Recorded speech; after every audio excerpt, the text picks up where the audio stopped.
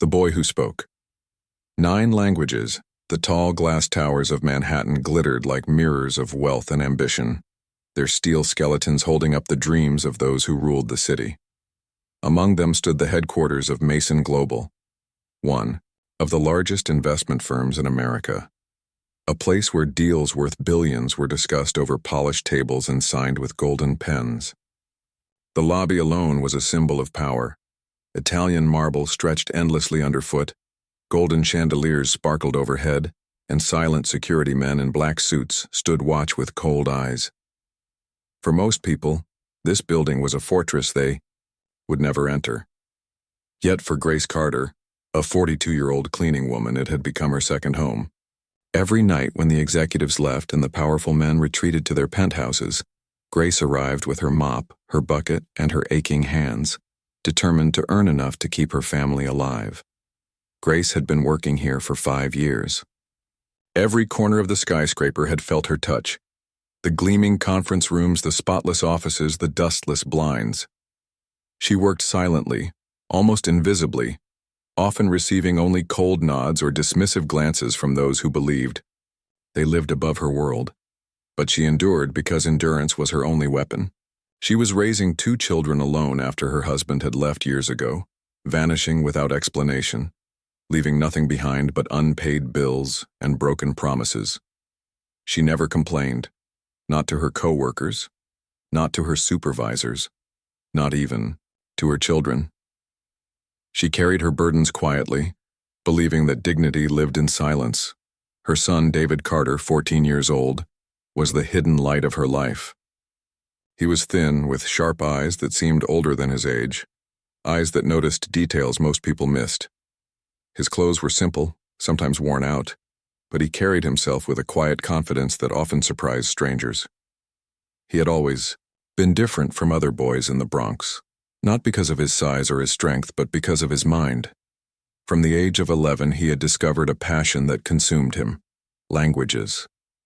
While other children played video games or scrolled endlessly through their phones, David spent hours at the public library, headphones on, listening to voices from across the world. He devoured books on grammar, culture, and phonetics, piecing together sounds like puzzle pieces until entire languages unfolded in his memory. Grace often worried about him. She wanted him to have a normal childhood, to laugh, to run around, to feel carefree. But David always reassured her with a calm voice that seemed too steady for someone so young. "Mom," he would say, "every language I learn is a door. And one day, those doors will open."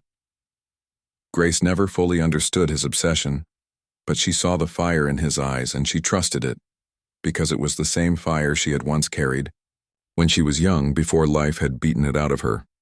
On one particular evening, fate decided to test that fire. Grace's babysitter had canceled at the last minute, leaving her with no choice but to bring David to work with her. She was nervous because she knew her supervisors could be cruel, and because Mason Global's billionaire owner, Hal Mason, often walked the halls at odd hours. Hal was known for his sharp tongue and merciless eyes, a man who had once been a poor immigrant but had long since shed that identity in exchange for wealth and arrogance. He now lived as if the struggles of his past were stains to be scrubbed away, not memories to be honored. David followed his mother into the building, clutching his worn backpack, his sneakers squeaking softly on the polished marble. He felt small in the massive lobby, surrounded by wealth so extravagant it seemed to mock him. Yet he stood tall, his shoulders straight, his expression calm. Grace told him to stay near, to remain quiet, to avoid drawing attention. But fate had other plans. That night, Hal Mason happened to be working late in his penthouse office, reviewing documents for a billion-dollar deal with Middle Eastern investors. He was in a foul mood, frustrated with the negotiations, and when he stepped out of his office for a moment's distraction, he saw Grace and the boy walking past. His sharp eyes narrowed. He had always noticed Grace, though he never spoke to her except to bark instructions, and tonight something about the sight of her son in this temple of wealth amused him. With a predator's smile, he called them into his office. Grace froze, her heart sinking. She clutched the mop handle so tightly that her knuckles turned white. David, sensing her fear, touched her arm gently and whispered, "It's okay, Mom." They stepped inside the office, which was larger than their entire apartment back in the Bronx. The floor-to-ceiling windows revealed the glittering skyline, while a massive desk carved from Italian marble dominated the room. Behind it sat Hal, Mason in his $15,000 leather chair, his tailored suit sharp, his gold watch glinting under the lights. He leaned back, his eyes fixed on David with a mocking glint. "So this is your boy?" he asked Grace, his voice smooth but sharp like a blade hidden in silk. "What's his name?" "David, sir." Grace replied softly, her throat tight. Hal smiled faintly. "David. Tell me, David, do you like being here in the big world of business?" David met his gaze without flinching. "Yes, sir," he said calmly. "It's interesting." Something about the boy's composure irritated Hal.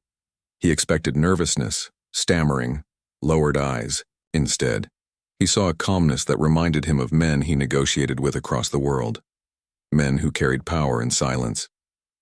He decided to test the boy. "And what do you do, David? Do you play basketball like other kids your age? Or maybe video, games?" David shook his head slightly. "I study languages, sir." Hal raised an eyebrow, then laughed.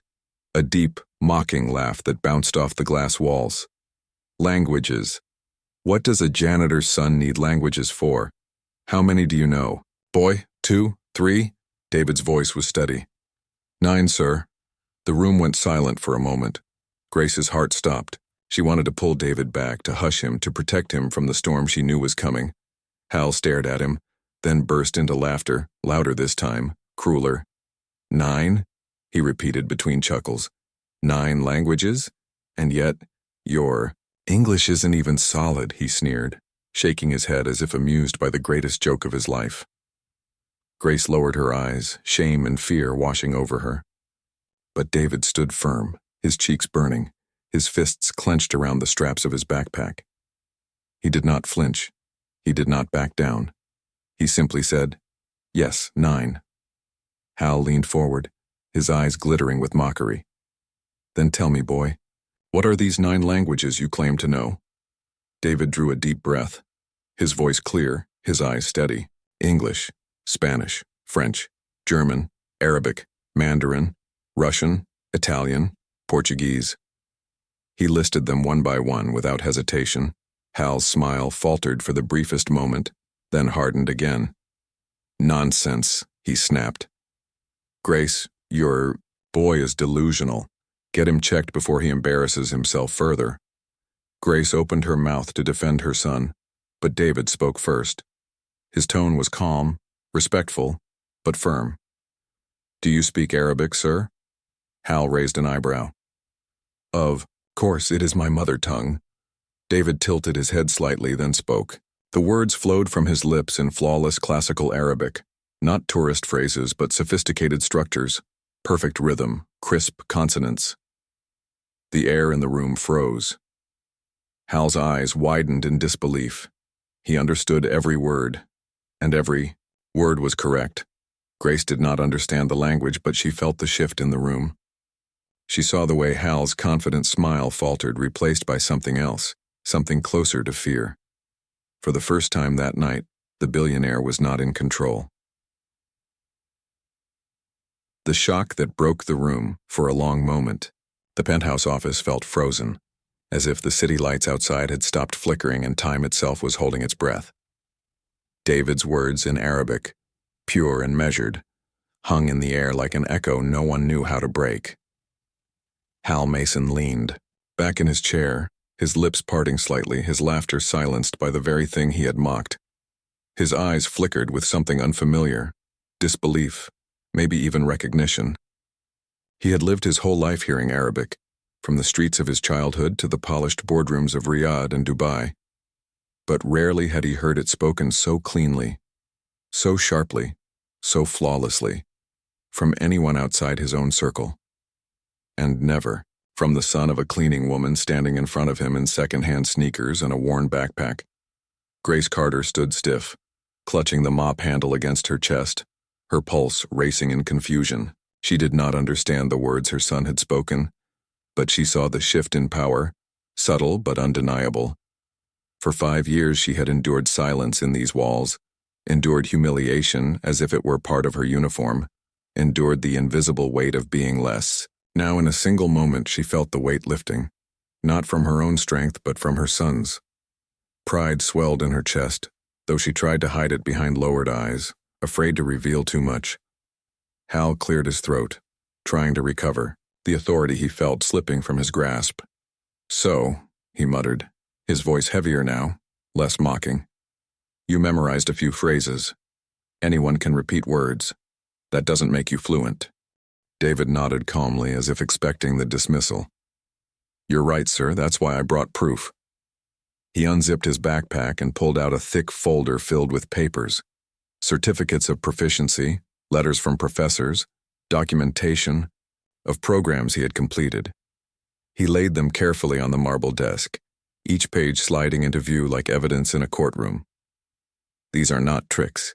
They are records from Columbia University's language program, the city library's advanced courses and online interpretation programs I've finished. I've been studying for years, sir. Every day. Every night." Hal glanced at the papers, his skepticism faltering as he saw official stamps, signatures, and dates stretching back several years. He wanted to dismiss them as forgeries, but deep, inside he knew what he was looking at was real. Still, his pride refused to surrender. "Certificates mean nothing if you can't perform in real situations," he said harshly. David did not flinch. Instead, he reached into his backpack again and pulled out a tablet. He tapped the screen, and within seconds a live video call connected. On the other end appeared Professor Mei Lin, a respected linguist and lecturer in Mandarin at Columbia. "David," she said, surprised, "is everything all right?" "Yes, Professor," David replied in fluent Mandarin, his tone rapid yet precise, his words filled with complex clauses and technical terms. He spoke about global business trends, negotiations, and economic frameworks, all in Mandarin so natural it startled even the professor for a brief moment. Hal understood nothing of the exchange, but the rhythm, the ease, the fluency left no doubt. Professor Lin turned to English after a few minutes, smiling warmly. "Mr. Mason, I don't know who you are, but I can tell you this. David is the most outstanding student I've had in 15 years. His Mandarin is indistinguishable from that of a Beijing native. He doesn't just know words. He understands culture, nuance, tone. He is extraordinary." The call ended, leaving the office in heavy silence once again. Hal shifted uncomfortably in his seat, his arrogance cracking under the weight of truth. He had mocked this boy, dismissed him as a janitor's son, pretending to be more than he was. Now, piece by piece, the boy was dismantling his certainty. Grace finally dared to raise her eyes. She saw something she had never expected to see in Hal Mason's face. Doubt. Not doubt in her son, but doubt in himself. David, calm as ever, continued. "Languages are not about showing off, sir. They are about connection. When you speak someone's language, they stop seeing you as a stranger. They start seeing you as human. That is why I study. That is why I keep learning." His words, simple and clear, carried a weight beyond his age. Hal exhaled slowly, his chest tight. The boy's sentence pierced deeper than he cared to admit, because it dragged him back to memories he had buried long ago. He had once been like David, an outsider mocked for his accent, laughed at for his broken English when he first arrived in America. He had worked tables in cheap diners, stumbled, overwords swallowed humiliation, but as he climbed the ladder of wealth, he had erased that part of himself, convincing the world, and perhaps himself, that he had never been weak, never been small. Now, in front of him, stood a mirror of his younger self, unbroken, unashamed, and far more gifted than he had ever been. Trying to regain his composure, Hal leaned forward, folding his arms on the desk. "Why languages?" he asked, his tone different now, not mocking but searching. "Why spend your time on something so unnecessary? Most people get by with one or two." David looked him directly in the eye. "Because I want to understand the world. And because I learned that when you speak someone's language, you stop being invisible. People stop treating you like you don't matter. They listen. Grace's throat tightened. She had lived invisible for most of her life. Cleaning offices where no one remembered her name, walking through hallways where no one greeted her. Her son's words struck her like sunlight piercing through years of darkness. Hal sat back, speechless for the first time in years. He stared at the boy, trying to find a flaw, trying to find arrogance in his voice, but all he saw was conviction. He thought of his own children, raised in privilege, given the best schools and private tutors. Yet none of them could hold a candle to the discipline standing before him now. He felt something strange. Envy. David, sensing the silence, pressed on. Yesterday, sir, I overheard your negotiation in Arabic with Middle Eastern investors. You used the wrong words. Small errors, but enough to change meaning. Enough to cost you tens of millions. The words struck like thunder. Grace gasped softly. Hal stiffened in his chair, his eyes narrowing. What did you say? He asked, his voice sharp now, defensive. David calmly replayed the recording from the public calendar, pointing out two mistakes: the misuse of Mubashir and the confusion between Mirek and Mira. He explained how those subtle slips had altered the perception of urgency and deadlines in the negotiation. Hal's skin went pale as realization sank in. He remembered blaming the connection, the atmosphere, anything but himself. Now, this boy revealed the truth, that his pride in his own language had betrayed him. The billionaire pressed his fingers against the bridge of his nose, chuckling awkwardly, though his throat felt dry.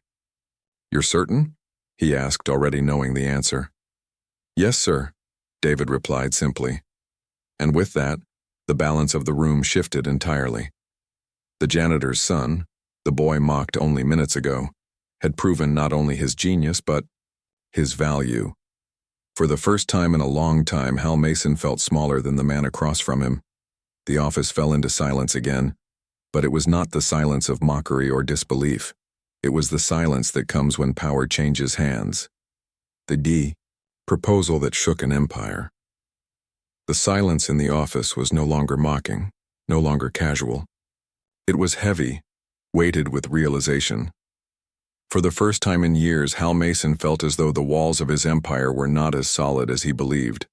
The boy standing before him, the son of a cleaning woman he had dismissed as invisible, had just revealed errors that could cost hundreds of millions. Errors Hal had been too proud to see. David reached into his backpack again. The sound of the zipper tearing open felt louder than the hum of the city outside. He pulled out a thick white binder, its cover plain but neat, its pages filled with charts, diagrams, and detailed notes. He placed it carefully on the marble desk and slid it forward. Sir, he said, his voice calm but firm, this is a complete proposal for restructuring Mason Global's international communications. Hal blinked, stunned by the audacity. You wrote this? Yes, David said simply. Every page. The data is public. Press releases, transcripts, investor calls.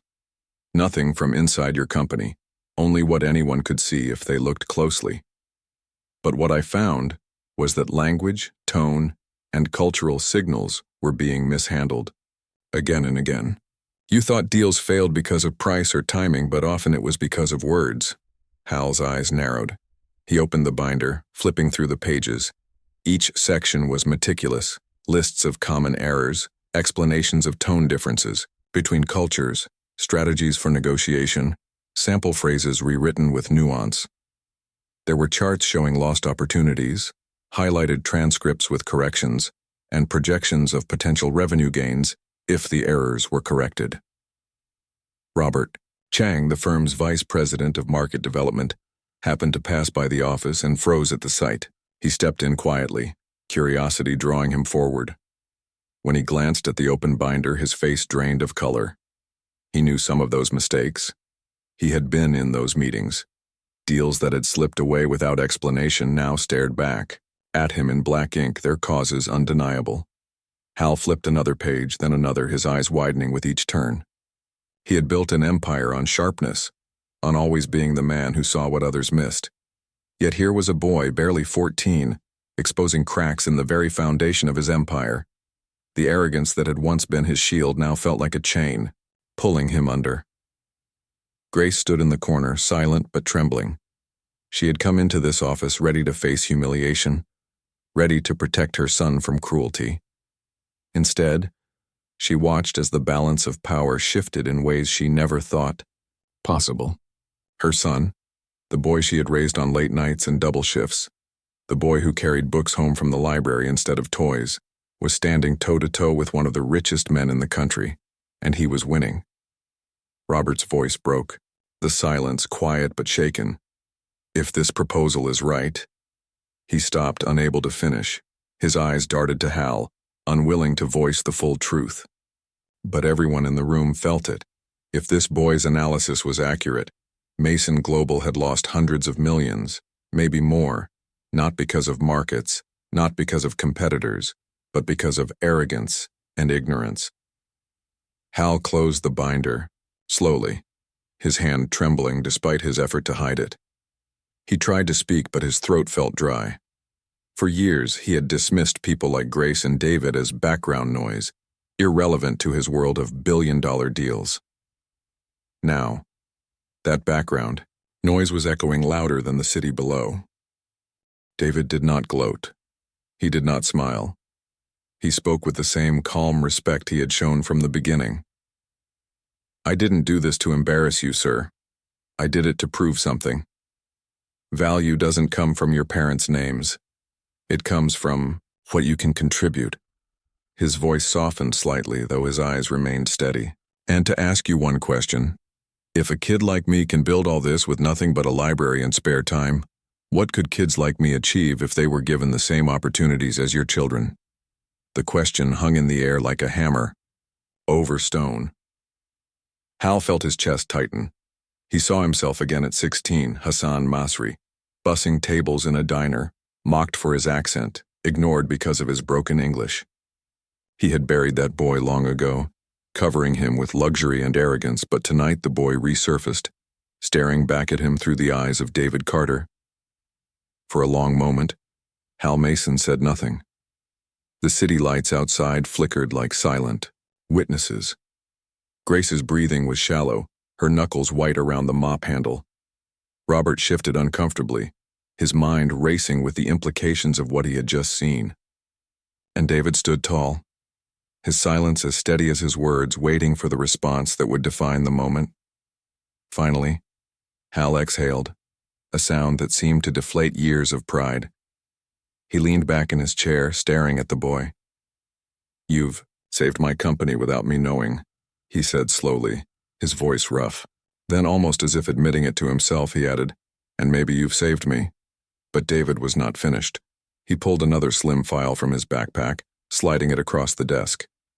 "This is the implementation timeline," he explained. Weeks 1 to 2, surveys and analysis. Weeks 3 to 6, first version of the glossary and style handbook. Weeks 7 to 12, live training and quality checks. Quarter 2, impact measurement and revenue projection. Each step tied to measurable goals and assigned responsibilities. Not theory, an operational roadmap. Robert took the file with shaking hands, scanning the neat rows of tasks, owners, and timelines. His voice cracked as he whispered, "This is real. It's not a school project. It's a system." Hal stared at the paper, then at the boy. The empire he had built suddenly seemed fragile, not because of competition, but because of neglect. And the key to strengthening it stood not in the form of a billionaire, not in the form of a polished executive, but in the son of a cleaning woman. Grace finally let out a breath she hadn't realized she was holding. Her eyes welled with tears, not of fear this time, but of pride so overwhelming she could barely stand. Her son had always told her that languages were doors. Tonight she watched him open doors she never imagined existed. But even as the weight of the revelation settled, David's hand lingered on his backpack. He was not finished. There was more he needed to reveal, something heavier, something that would not only challenge Hal Mason's business but his very soul. The air in the office thickened, charged with the tension of a storm about to break. Outside, the city glowed in its restless rhythm, unaware that in one penthouse office a boy had just shifted the ground beneath an empire. And with a calm voice, David said, "Before you answer me, sir, there's one more thing you need to hear." The truth on the table. The office had become a cage of silence, its glass walls pressing inward as though even the city outside leaned in to listen. Hal Mason, once so comfortable behind his polished marble desk, sat stiff in his leather chair, gripping the armrest like a lifeline. Robert Chang, usually confident in negotiations, hovered by the desk with the binder still in his hands, his knuckles pale, his eyes darting between Hal and David as though he were watching history unfold. And Grace, quiet in the corner, felt her heart pound in her chest, a mix of pride, fear, and disbelief. David reached into his backpack once again, his movements deliberate, each sound amplified in the tense air. This time he pulled out a small, slim voice recorder. He set it on the desk between himself and Hal, its faint metallic gleam catching the overhead light. For a long moment, no one spoke. The device sat there like a weapon not yet fired, carrying a weight far heavier than its size suggested. Hal's eyes narrowed, his instincts sharpened. "What's that?" he asked, though his voice had already betrayed unease. David's tone remained calm, polite, but his words carried the firmness of someone who knew the power he held. "Before you answer my question, sir, you need to hear something. I didn't want to bring this, but I realized it is the only way you will truly understand." Grace shifted, her breath catching. She didn't know what her son had in that recorder, but the seriousness in his tone sent a chill through her. Robert straightened, tension etched across his face. David pressed a button. A faint beep sounded, followed by a voice. Hal's voice. The words played clearly in the quiet room, leaving no room for denial. "All the black people here are the same. Lazy, poor learners, always blaming others. I only entrust important positions to Arabs and whites." The sound hung in the air like smoke, thick and suffocating. Grace gasped sharply, her hand flying, to her mouth tears spilling before she could stop them. She had endured humiliation in silence for years, but hearing those words recorded, undeniable and cruel, struck her like a blade. Robert froze where he stood, his entire body stiffening as if the ground had disappeared beneath him. Hal lunged forward, his face paling, his voice breaking into sharp edges. "You can't record without permission, that's illegal." David didn't flinch. His expression remained composed, his voice clear and precise. "New York is a one-party consent state, sir. That means, if one party agrees, the recording is legal. I was that party. And when a recording captures systemic discrimination, in hiring and promotion, it's not just legal, it's evidence."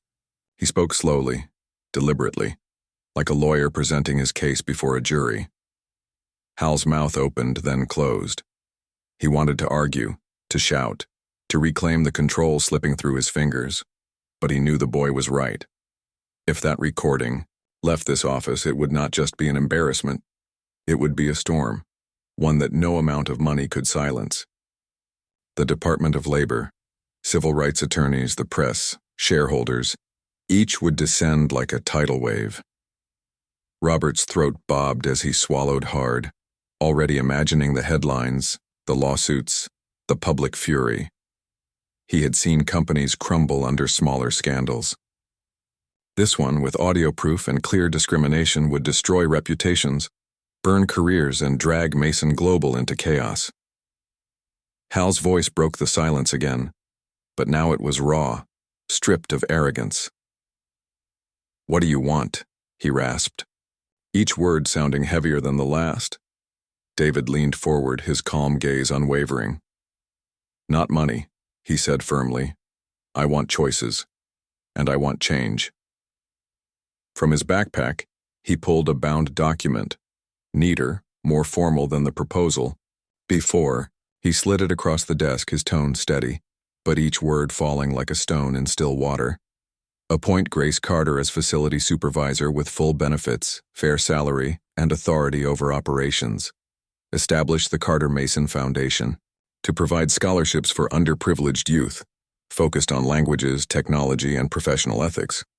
Hire me as a junior language consultant to build and implement the communication system I presented. Create an anti-retaliation policy and a transparent HR framework with records that cannot be erased or hidden. And finally, build a diversity and inclusion system with binding goals, not vague promises. You have 5 minutes to decide. After that, this recording will be sent to the New York Times, CNN, and the Attorney General's office. The emails are already scheduled. Hal stared at the document. His hands shook slightly, his breath uneven. The arrogance that had once been his armor was gone, replaced by fear and the crushing weight of inevitability. For years he had wielded power like a weapon, unchallenged and untouchable. Now a 14-year-old boy held him in checkmate, and the walls of his empire trembled with each passing second of silence. Robert stepped back, his mind racing. He wanted to stop this, to interfere, but the look in David's eyes told him that resistance was pointless. The boy was not bluffing. Every movement, every word, carried the calm precision of someone who had planned this moment for months. Grace, her eyes brimming with tears, finally found her voice. It trembled as she spoke, but her words carried the weight of years of silence breaking. "I raised a son who knows his worth," she whispered. Hal looked at her, for the first time truly looking, not as the janitor he had dismissed, not as the invisible figure he had passed in the hallways, but as a woman who had raised a genius in the shadows of his empire. He turned back to David, his lips pressed tightly together, his mind a storm of fear, pride, and regret. The countdown clock on David's tablet ticked down, each second louder than the hum of the city outside. 4 minutes left.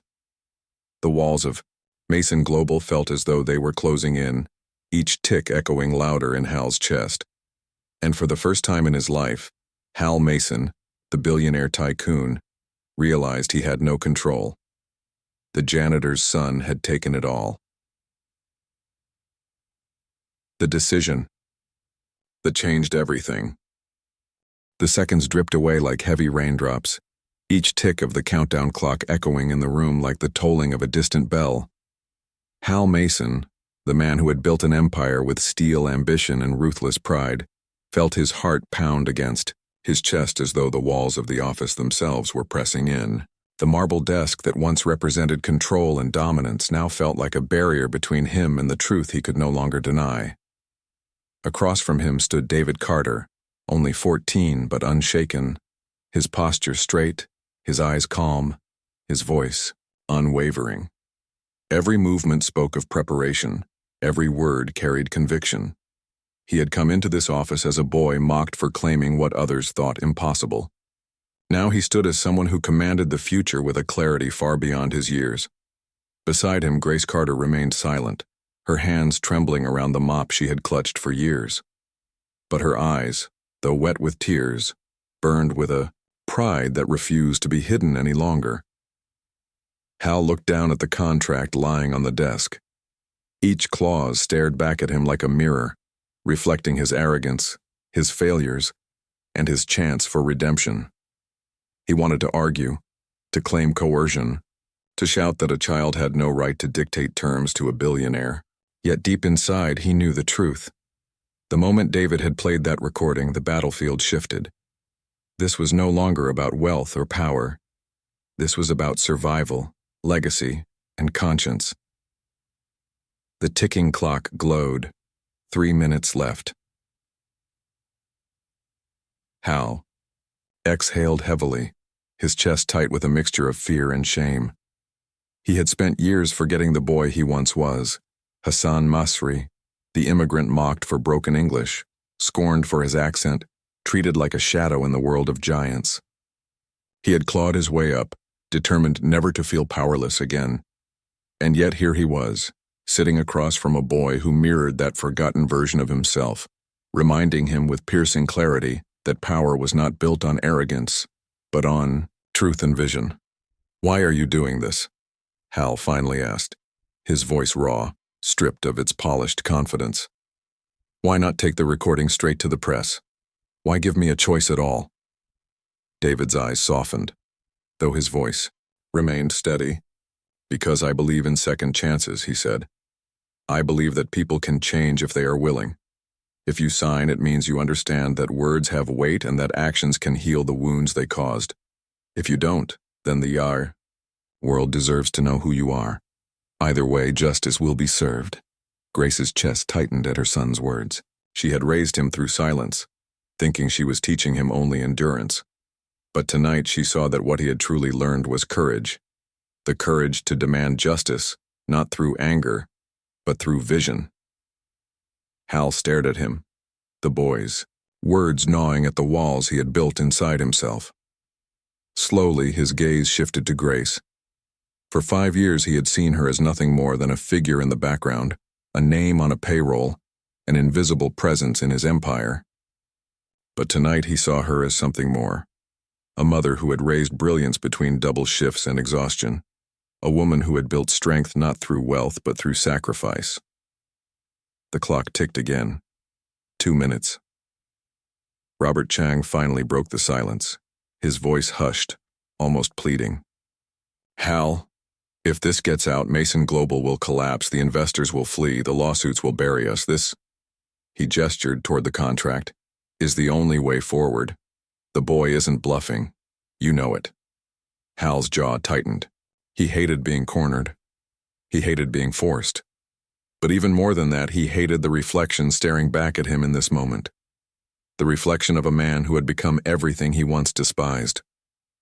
His hand hovered above the pen, shaking slightly. He clenched his fist, then released it, then clenched again. The clock glowed. 1 minute. Finally, with a long exhale, Hal picked up the pen. His signature carved across the page, line by line, binding not only his company but his own soul to the change laid out before him. The sound of the pen scratching against paper seemed louder than the heartbeat in his ears. When he finished, he set the pen down and leaned back, his body trembling, his face pale. It's done, he whispered, though the words felt foreign, on his tongue. Grace released the breath she had been holding, her knees nearly buckling with relief. For years she had endured invisibility, but tonight she had been seen, not through her own voice but through the brilliance of her son. Tears slipped down her cheeks, but this time they carried the taste of triumph, not humiliation. David calmly picked up the signed contract, slipping it into his backpack. He pressed a button on the recorder, deleting the scheduled emails. The room exhaled with him, the storm momentarily easing. Yet his gaze remained steady, his voice firm. This isn't the end, sir, it's the beginning. The contract means nothing if you don't honor it. The world is watching now, even if it doesn't know it yet. You have the chance to lead differently. Don't waste it. Hal closed his eyes briefly, his chest heavy. For the first time in decades, he felt stripped of armor, standing bare before the truth. He opened them again, meeting David's gaze not with mockery, not with arrogance, but with something closer to respect. You're not just a boy, Hal murmured. You're something else. David smiled faintly. Though it was not a smile of pride, it was one of quiet certainty. I'm just a person who knows his worth, he replied. Robert stepped closer, his voice steadier now. Then let's start rebuilding, Mr. Mason. And maybe this time we build it right. Grace wiped her tears, her hand brushing her son's shoulder. She felt lighter than she had in years, as though chains she never knew she carried had fallen away. She whispered softly, almost to herself, You did it, David. You made them see us. The night outside glowed with the restless lights of the city, but inside the penthouse office something had shifted forever. The janitor's son had forced a billionaire to confront the truth. The invisible had become visible. The powerless had become powerful. And in that moment, justice, though imperfect, had found its way into the heart of Mason Global. Epilogue. Weeks later, the Carter Mason Foundation launched its first scholarship program. Dozens of underprivileged students walked through its doors, their eyes carrying the same fire David once held in the library. Grace stood proudly at the inauguration, no longer in her cleaning uniform but as facility supervisor, her head high, her presence no longer invisible. David worked alongside teams of executives, guiding them through cultural frameworks, his voice carrying authority earned not by privilege but by proof. And Hal Mason? He stood before the cameras, his polished voice delivering promises of reform. But behind the rehearsed lines he knew the truth, that a 14-year-old boy had reminded him of who he once was, and forced him to choose who he would become. The story of that night spread quietly at first, whispered in boardrooms and echoed in hallways. And though not every detail reached the world, the lesson did. Genius can be born anywhere. Dignity can survive the harshest silence. And sometimes the smallest voice carries the greatest power.